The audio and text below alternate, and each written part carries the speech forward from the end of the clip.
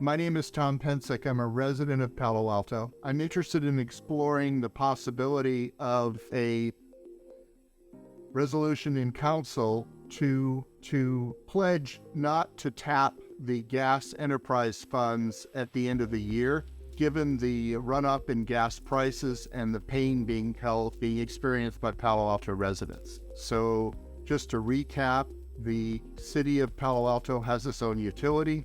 They collect money based on their rate structure to fund that utility.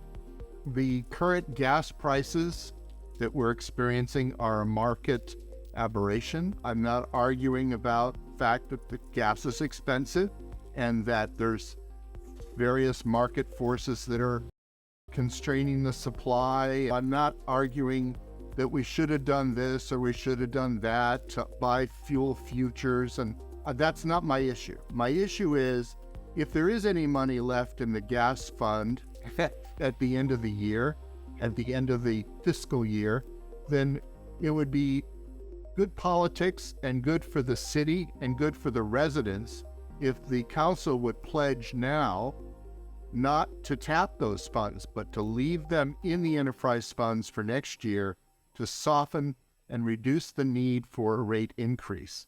People's bills have doubled, sometimes in some cases quadrupled, and it's really hurting a lot of people, right? Not this impression that everyone here in Palo Alto is rich, and there are some really rich people here, but for the most part, not everyone here is rich, and the increased cost has really hurt a lot of families. So I appreciate you bringing this up. And what you're talking about in terms of the gas transfer is correct. What you said is largely correct, which is the city was found to be illegally transferring gas, the funds from our enterprise, our gas, to the general fund. And we got sued over it, and the court ruled against us.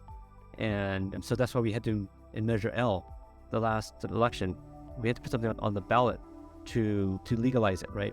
So the rates, people think the rates are just purely the commodity cost, right? They think it's just the higher price of gas, but it's not true, actually, right? The higher rates are due to the fact that we gave raises. So the same night that we doubled the gas rate, and the same night we quadrupled the hydro rate for electricity, we gave raises to all the senior management in our city and all the high-speed employees.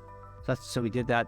We did that the same night that we increased the utility rates, and that's our general fund money. Now, the only way we could do that is because we have this money coming in from our higher rates, right? The fact that we put in, I don't know, probably $1 billion or more into the building of all the distribution within our city, right? So we own the distribution within our city, and so we should have theoretically lower rates than PG&E. But this thing of having this transfer from our utilities to general fund is incredibly distorting